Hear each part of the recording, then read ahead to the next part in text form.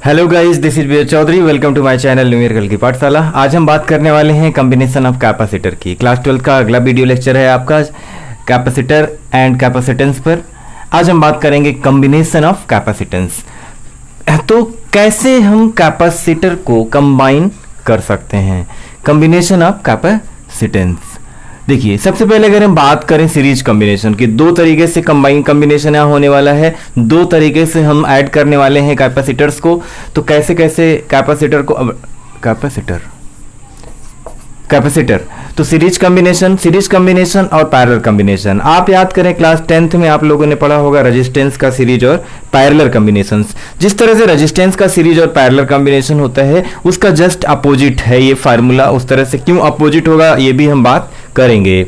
जैसे अगर देखें, आप कैपेसिटेंस का फार्मूला पढ़ चुके हैं, C is equal to Q divide by V. C is equal to Q divide by V. इस फार्मूले का यूज यहाँ पर हमें करना है। जैसे आप जब ओम्स लॉ पढ़ते थे, आप याद करें जब ओम्स लॉ पढ़ते थे और वहाँ पर कॉम्बिनेशन ऑफ रजिस्टर पढ़ते थे क्लास 10th में, सीरीज और पैरेलल कॉम्बिनेशन का, तो वहाँ पे R इज इक्वल टू आपको फार्मूला था V अपॉन आई, था ना, या V is equal to I into R, Ohm's law, ये एप्लीकेशन था। लेकिन यहाँ पर हमारा कॉम्बिनेशन ऑफ कैपेसिटर के लिए C is equal to Q by V formula, या Q is equal to CV, जैसे भी तीन फिजिकल क्वांटिटी के रिलेशन को लेकर के हम सीरीज कॉम्बिनेशन और पैरेलल कॉम्बिनेशन दोनों का कॉन्सेप्ट, दोनों का डेरिवेशन सीखेंगे और इस पर बेस अच्छे न्यूमेरिकल करेंगे। और आज इसका कॉन्सेप्ट सीखने के बाद कुछ बेसिक टर्म्स, बेसिक न्यूमेरिकल ही होंगे, और इसके बाद का जो वीडियो लेक्चर में बनाऊंगा वो काफ़ी अच्छे लेवल के न्यूमेरिकल्स होंगे, आपके कंपटीशन लेवल के न्यूमेरिकल होंगे, बोर्ड लेवल के भी। आज तो बोर्ड लेवल का तक का तो मैं आज आपको बता दूंगा, बाकी कंपटीशन लेवल के और अच्छे लेवल के क्वेश्चन, सारे कॉन्सेप्ट को आप कैसे समझ सकते हैं उस पर बेस्ड क्वेश्चन इस वीडियो के बाद बनाऊंगा मैं, उसको आप जरूर देखेंगे, ताकि इस कैपेसिटर कॉम्बिनेशन ऑफ कैपेसिटर पर बेस्ड जिस भी टाइप के न्यूमेरिकल्स आते हैं वो सारे आप कर पाएं बहुत ही आसानी से। देखिए, आइए बात करते हैं series combination. Series combination actually क्या, ऐसे सोच लो, एक वायर है, एक वायर में हमने इस तरह से कैपेसिटर जोड़ दिए ऐसे बल्ब लगा दिया, 1 2 3 4 5 ऐसे लगा, एक ही वायर में, एक वायर में करंट जा रही है, ऐसे लगाते चले जाएं। कॉमन सेंस यूज करो, बस कॉमन सेंस यूज करो। तो ऐसे सोचो, अगर ये आपका पॉजिटिव टर्मिनल, ए नेगेटिव टर्मिनल, कुछ लोग इसको ऐसे भी बना देते हैं कि इधर V वोल्ट की सप्लाई देते हैं, इसको अर्थ से कनेक्ट कर देते हैं, तब भी वही बात है। तो यहाँ पर अगर वोल्टेज V है, यहाँ 0 है, 0 तो तभी होगा जब इसको हम अर्थ से कनेक्ट कर देंगे, ठीक है ना। चलो ठीक है, अर्थ से कनेक्ट कर दिया। अगर अर्थ से कनेक्ट कर दिया तो इधर का जो पोटेंशियल, जो इसको चार्ज किया जाए, मतलब अब इसका कैपेसिटर मान लो C1, ये कैपेसिटर C2, ये कैपेसिटर C3। समझिए ध्यान से, इसका कॉन्सेप्ट क्या है सीरीज कॉम्बिनेशन में। अब आप ये सोचिए, यहां पर इसको, इस कैपेसिटर को, C1 जो कैपेसिटर है, इस कैपेसिटर को, 3 कैपेसिटर हमने लगा रखे हैं, इसको जो वोल्टेज मिल रहा है, क्या मिल रहा है, V। अब इसको वोल्टेज V मिलेगा यहां से, और इसका कैपेसिटर क्या है, C, कैपेसिटर क्या है, C1। तो इसमें चार्ज कितना होगा, ऐसे सोचो कि जब इसको वोल्टेज मिला तो ये थोड़ा सा चार्ज हुआ, चार्ज होके इस पे कितना चार्ज जनरेट हुआ, मान लो प्लस Q, या Q जनरेट हुआ, प्लस Q मान लो, पॉजिटिव वाले से हुआ तो इसको हम प्लस Q मान लेते हैं। अगर प्लस Q हुआ और ये इसके पैरेलल में रखा हुआ है,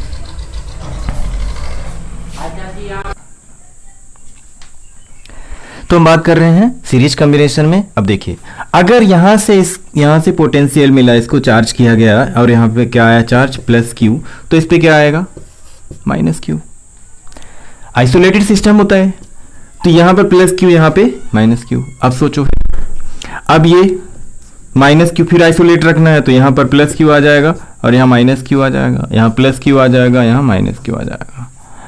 बेसिकली कुछ लोग ऐसे बता देते हैं कि इसका मतलब यहां पर चार्ज क्या है, सेम है, टोटल चार्ज 0 नहीं बोल देना, पॉजिटिव वाले को कंसीडर करते हैं, कैपेसिटर के से जो जुड़ा हुआ है पॉजिटिव वाला, उसी को हम कंसीडर करते हैं। तो यहां पर तीनों में चार्ज क्या है, सेम है। चार्ज कितना है केवल हम कंसीडर कर लेंगे, Q है, ठीक है, ये लेके चलते हैं। चार्ज है हमारा Q, और इस पोटेंशियल को इसमें डिस्ट्रीब्यूट किया गया। अब सोचिए फार्मूला क्या होता है, C is equal to Q by V, तो वी इज इक्वल टू क्या होगा भाई, क्यू बाई सी होगा, V is equal to Q by C होगा। अब सोचो क्यू तो यहां है, क्यू डिवाइड बाई C1 करें तो यहां का पोटेंशियल क्या होगा, इसका मतलब यहां का पोटेंशियल हो जाएगा V1, होगा कि नहीं होगा। तो यहां पोटेंशियल, यहां पोटेंशियल, यहां पोटेंशियल, तो इसका मतलब कैपेसिटेंस अलग अलग हैं, तो अगर अलग अलग कैपेसिटर है तो अलग अलग पोटेंशियल होगा। तो आपको यहां समझना होगा, आपको समझना चाहिए, आपको याद रहना चाहिए, आपके लिए जरूरी कंडीशन ये है कि इन सीरीज कॉम्बिनेशन, आपको क्या लिखना है, लिखें आप, in series combination charge is same, in series combination charge is same, in series combination charge is same, ठीक। अच्छा, but potential difference is different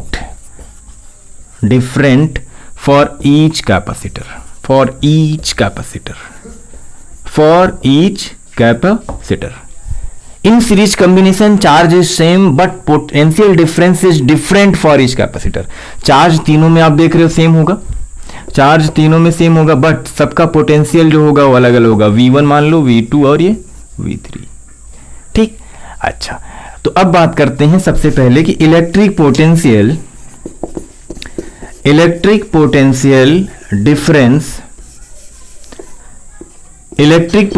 difference for capacitor C1।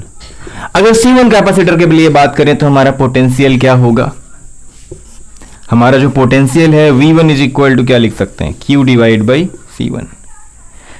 Electric potential, similarly electric potential difference for C2, दूसरे वाले capacitor के लिए potential क्या हो जाएगा, V2 is equal to Q divide by C2, क्योंकि इसके लिए भी चार्ज क्या है, सेम है। तो ये फार्मूला अप्लाई कर रहे हैं, V is equal to Q by C से, V1 इज, इसमें पोटेंशियल कितना, V1 is equal to Q by C1, इसमें पोटेंशियल कितना, V2 is equal to Q by C2। Similarly V3 is equal to Q by C3, है ना। अच्छा, अब सोचो ये V1, ये V2, ये V3, ये पोटेंशियल मिला कहां से, टोटल पोटेंशियल कहां से आया, यहीं से तो आया, यही तो इनके जो है फादर हैं, है ना, इन्हीं के ये तीन बच्चे हैं। तो V is equal to V1 plus V2 plus V3 लिख सकते हैं ना, है, मतलब ऐसे सोच लो 100 रुपए को 3 पार्ट में डिवाइड कर दिएगा, 4 पार्ट में डिवाइड, तो 100 इज इक्वल टू उतना लिख सकते हो ना। अच्छा, तो यही बात है। तो नेट पोटेंशियल की अगर बात करो, टोटल पोटेंशियल की अगर बात करो, तो उसके बिहाफ पर V इज इक्वल टू हम क्या लिख सकते हैं, net potential, equivalent potential, VEQ, equivalent या टोटल या नेट, इसका मतलब होता है इक्विवेलेंट या नेट या टोटल। तो V equivalent is equal to क्या लिख सकते हैं, V1 plus V2 plus V3 लिख सकते हैं। तो V इक्विवेलेंट, अब सोचो ये V इज इक्वल टू ये है, तो V equivalent is equal to Q by C equivalent नहीं हो जाएगा, है कि नहीं।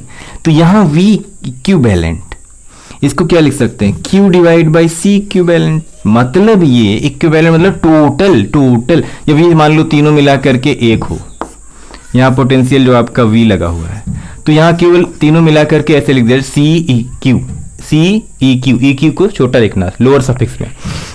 तो यहाँ पे तो आपका C इक्विवेलेंट यहाँ से V क्या हो जाएगा, V is equal to Q by C equivalent. तो सिंपल सा फार्मूला, तो V is equal to Q by C equivalent is equal to V1 की जगह क्या आ जाएगा, Q by C1 plus V2 की जगह Q by C2 plus Q3 की जगह Q बाई C3। सब में देख रहे हो आप Q कॉमन है, तो 1 by C equivalent is equal to 1 by C1 plus 1 by C2 plus 1 by C3। ये सीरीज कॉम्बिनेशन का हमारा फार्मूला हो गया। तो सीरीज कॉम्बिनेशन में कैपेसिटर में क्या होगा, सीरीज कॉम्बिनेशन में चार्ज सेम होगा, पोटेंशियल सभी कैपेसिटर के लिए अलग अलग हो जाएगा, और यहाँ पर 1/c equivalent is equal to 1/c1 plus 1/c2 plus 1/c3 हो जाएगा।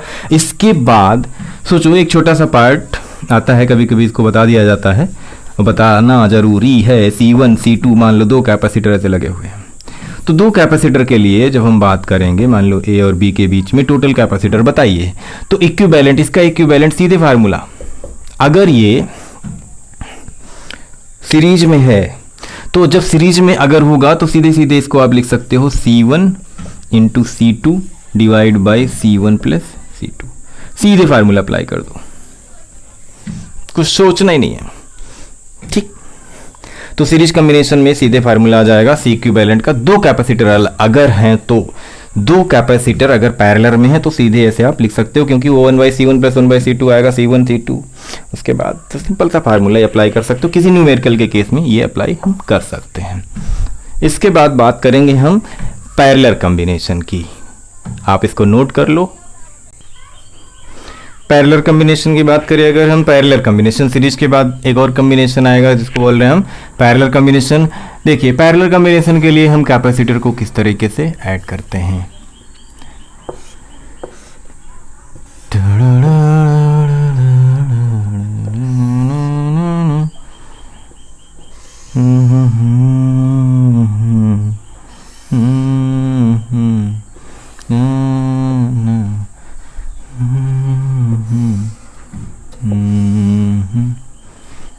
ओके ये रहा अपना पैरेलल कॉम्बिनेशन का रे डायग्राम।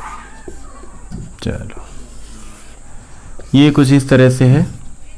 इसमें देखिए ये कैपेसिटर हमारा हो गया C1, ये C2 और ये C3, और इसका जो पोटेंशियल है वो क्या है, V है।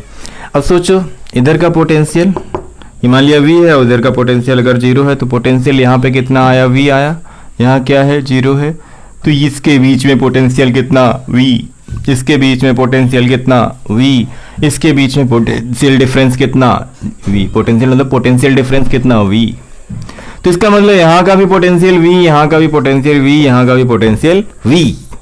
पोटेंशियल सेम हो गया किस कॉम्बिनेशन में, पैरेलल कॉम्बिनेशन में। तो पैरेलल कॉम्बिनेशन में पोटेंशियल सेम हो जाता है। तो बताइए अब चार्ज की अगर हम बात करें तो इसका जो कीवर्ड है वो क्या लिखना है, इन पैरेलल कॉम्बिनेशन, इन पैरेलल कॉम्बिनेशन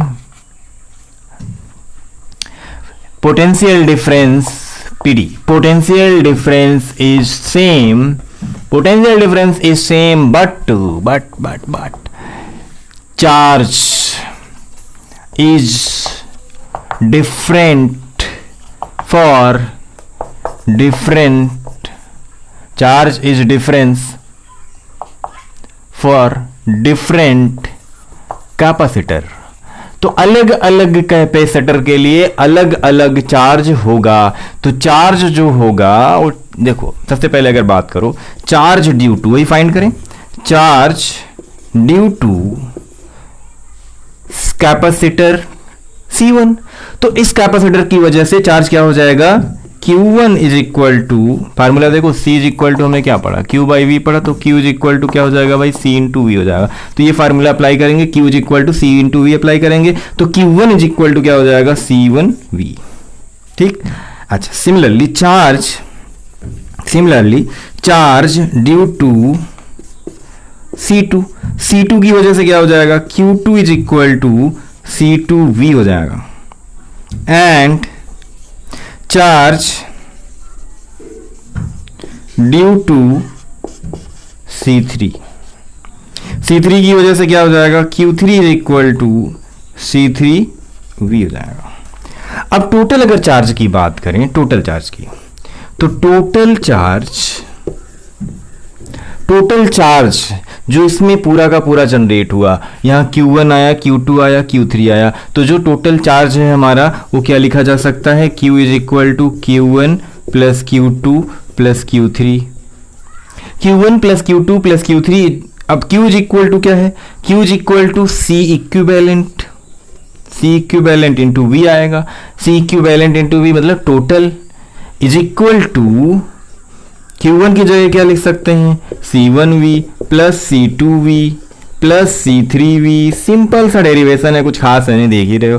तो V V V V V भी नहीं V V V V सब में V आ रहा है, V कॉमन हो जाएगा तो V कैंसिल हो जाएगा, तो C equivalent is equal to, देखो भाई V सब में है, सबके पास V V V तो यहाँ भी V है, यहाँ V कॉमन हो जाएगा तो C1 plus C2 plus C3, V से V कैंसिल हो जाएगा तो यहाँ हम लिख सकते हैं C equivalent is equal to C1 plus C2 plus C3। This is the formula to determine the equivalent capacitance between 2 point in parallel combination. तो पैरेलल कॉम्बिनेशन में ये फार्मूला यूज होगा, सीरीज में आपने वो देखा यूज हुआ। अब इसके बिहाफ पर हम कुछ न्यूमेरिकल करने की कोशिश करते हैं। आप इसमें बेसिक न्यूमेरिकल सीखेंगे, किस तरह से हम इक्विवेलेंट कैपेसिटेंस फाइंड करेंगे। ओके, चलिए सबसे पहले क्वेश्चन की बात करते हैं। सिंपल सा क्वेश्चन लेते हैं, इस तरह से कुछ है। पहला क्वेश्चन, ये हमारा कैपेसिटर हो गया एक,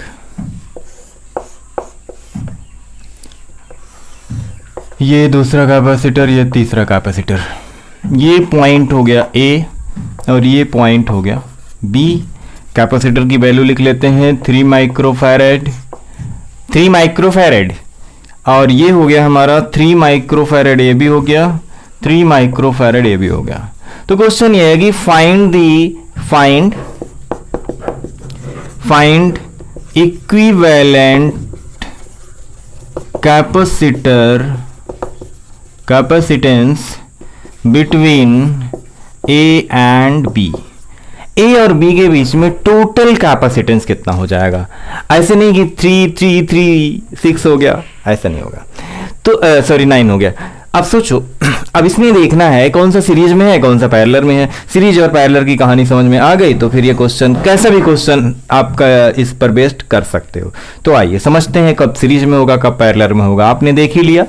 अब देखो यहां से अगर सोचो, एक जंक्शन की बात करो, यहां पर एक जंक्शन की बात करो, यहां से सोचो अगर चार्ज जा रहा है तो यहां पे चार्ज का डिस्ट्रीब्यूशन हो जाएगा, अलग अलग चार्ज जाएंगे। तो ये जो कॉम्बिनेशन आप देखते हो, आपने देखा था ना ऐसे, इस तरह से यहां से मान लो अगर Q चार्ज गया तो इसमें चार्ज Q1, इसमें चार्ज Q2, इसमें चार्ज Q3।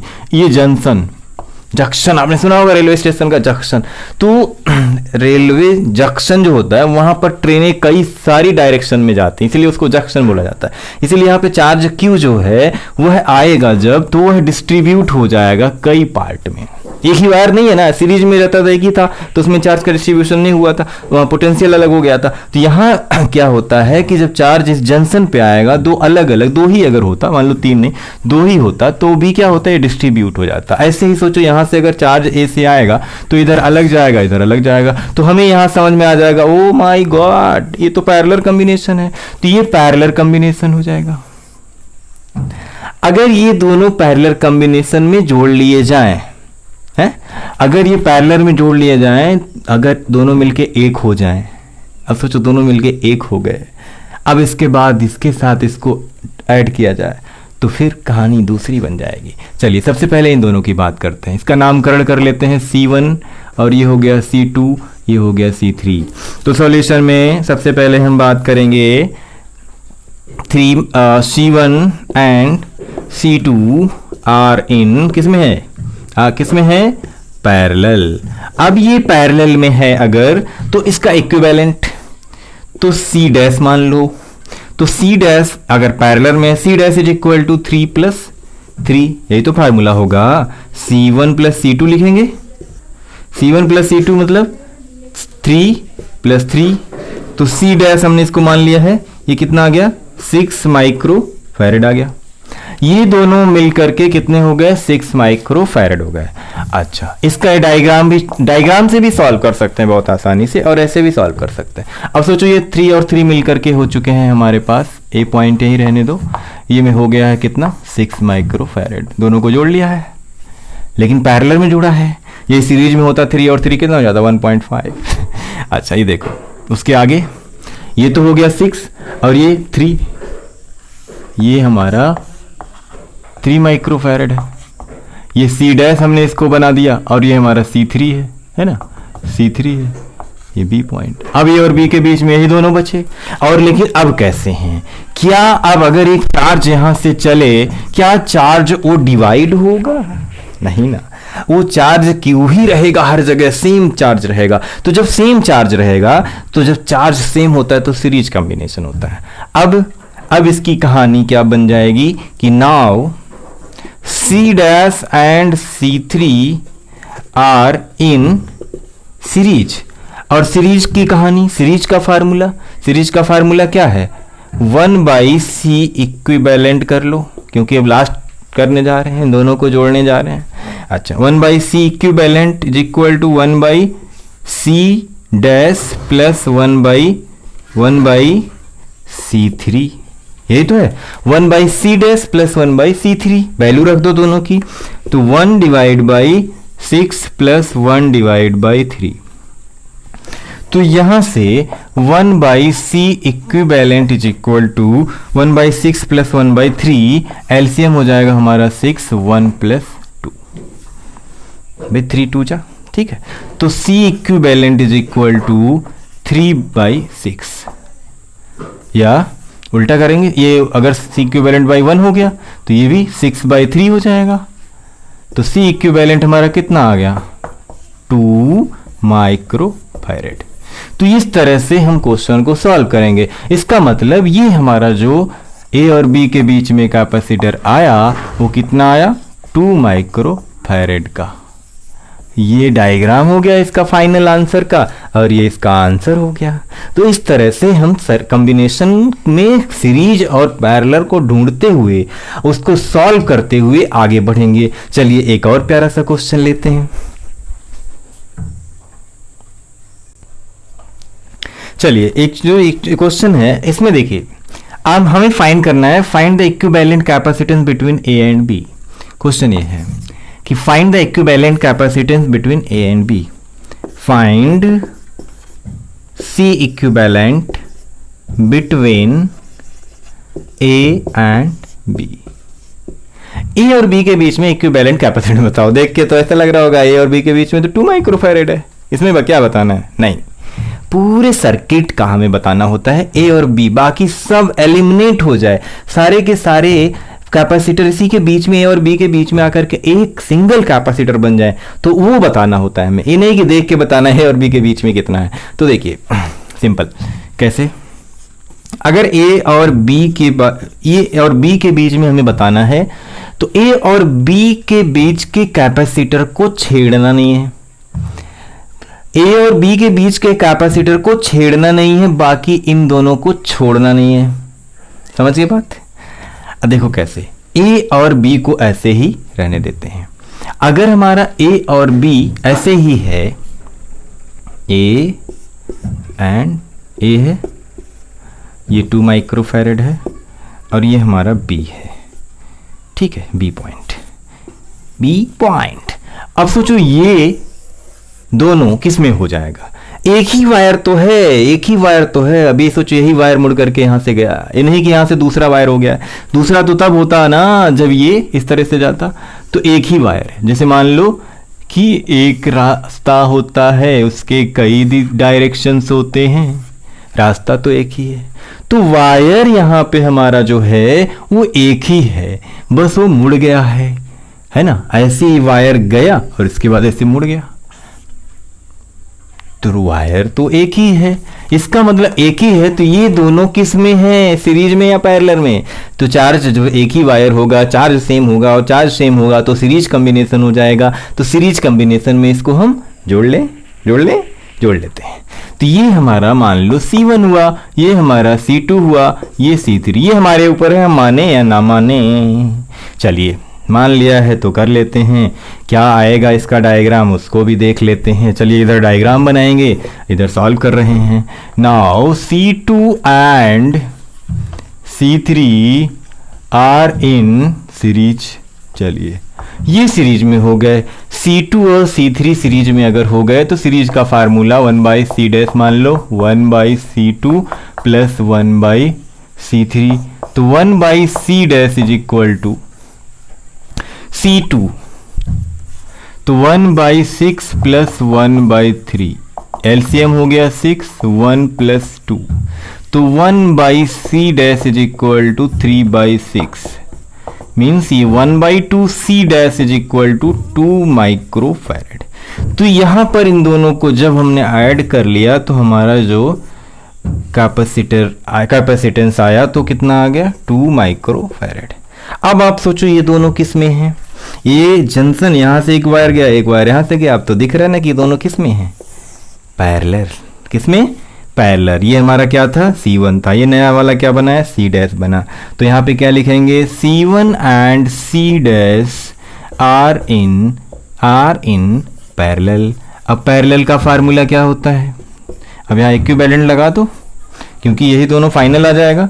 तो C equivalent is equal to C1 plus C dash, C dash है C1 है, वैल्यू रख दो दोनों की 2 + 2, तो C equivalent is equal to कितना, 4 माइक्रोफैरेड। हो गया कि नहीं हो गया। तो इस तरह से C इक्विवेलेंट इसका आ गया 4 माइक्रोफैरेड। सीरीज कॉम्बिनेशन ये था, ठीक है। तो दूसरा इस टाइप का क्वेश्चन था, एक और प्यारा सा एग्जांपल ले लेते हैं। तो ये जो क्वेश्चन आप देख रहे हैं सामने, इसमें भी A और B के बीच में आपको कैपेसिटेंस निकालना है। क्वेश्चन यही है कि यहाँ पर ये 2 माइक्रोफैरेड का कैपेसिटर है और ये 6 माइक्रोफैरेड का कैपेसिटर है और ये भी 6 माइक्रोफैरेड का कैपेसिटर है। आपको लग रहा होगा कैसे A और B के बीच में फाइंड करेंगे, तो सिंपल है ना, A और B को छेड़ो नहीं, फिर A और B को नहीं छेड़ना है तो ये किस में हो जाएगा भाई। अब सोचो, एक ही B के बाद ये एक ही वायर तो गया है, ये दोनों किस में होगा, सीरीज में हो गए। अच्छा, तो इसका नामकरण कर लो, C1 हो गया, C2 हो गया और ये C3 हो गया। तो C2 सॉल्यूशन में यहां से स्टार्ट कर सकते हैं, C2 and C3 are in series. जहां पर ज्यादा हो वहां से स्टार्ट किया करो, ज्यादा वाला जो कैपेसिटर होता है वो छोटा होता जाएगा। तो C2 and C3 are in series, तो 1/C डैश इसको मान लो, तो 1/6 प्लस 1/6, तो यहां पे 6 माइक्रोफैरेड आपका C2 एंड C3 किस में हो गया, सीरीज में हो गया। तो 1/C dash is equal to, ये कितना हो जाएगा, एलसीएम 6 हो जाएगा, 1 + 1 कितना, 2 हो जाएगा, तो 2 3 जा, तो C dash is equal to 3 microfarad. Means ये जो कॉम्बिनेशन है कितना आ गया, 3 माइक्रोफैरेड का आ गया। अच्छा, अब ये पूरा हो गया 3 माइक्रोफैरेड, ये हो गया 2 माइक्रोफैरेड। अब सोचो आप, ऐसा कुछ डायग्राम बनेगा ना, ये अपना B है, B पॉइंट, B के बाद ये कैपेसिटर कुछ ऐसे लगा देते हैं, चलिए, और ये अपना कैपेसिटर इधर है, क्या है, C1 वाला, ये पॉइंट अपना A है और ये हो गया। अच्छा, अब देखो ये कितना आया, 6 एंड 6 कितना, 3 माइक्रोफैरेड। इसको सॉल्व किया हमने, किस में सॉल्व किया, सीरीज कॉम्बिनेशन में सॉल्व किया, 3 माइक्रोफैरेड आ गया। और ये अपना 2 माइक्रोफैरेड है, ध्यान से समझना, 2 माइक्रोफैरेड है। तो 2 माइक्रोफैरेड, अब ये दोनों किस में दिख रहे हैं, पैरेलल में दिख रहे हैं ना। तो ये देखो, एक इधर हो गया, ये यहाँ तक कंप्लीट, एक इधर हो गया, तो ये दोनों सामने हैं। सिंपल सी बात है, अलग अलग चार्ज है इसका। तो इसमें अब इसका नाम हमने C1 रखा था, ये C डैश आया। आप क्या लिख सकते हो, लिख सकते हैं ना कि C1 and C dash are in parallel. अब ये पैरेलल में हो जाएगा, और पैरेलल में हो जाएगा तो C इक्विवेलेंट यहाँ पे क्या हो जाएगा, C1 प्लस C डैश। तो C equivalent is equal to 2 + 3, तो C equivalent is equal to 5 microfarad. तो इस तरह से हम इक्विवेलेंट कैपेसिटर, ये सब अभी बेसिक था, एकदम बेसिक कॉन्सेप्ट कैसे अप्लाई करना है। नेक्स्ट वीडियो में हम बात करेंगे अच्छे लेवल के न्यूमेरिकल्स की, जो इसके बोर्ड लेवल और कंपटीशन लेवल दोनों में इंपॉर्टेंट होंगे। उस पर केवल न्यूमेरिकल पर एक वीडियो बनेगा। तब तक आप इसके कॉन्सेप्ट को सीखें, पढ़ते रहें। Wish you all the very best.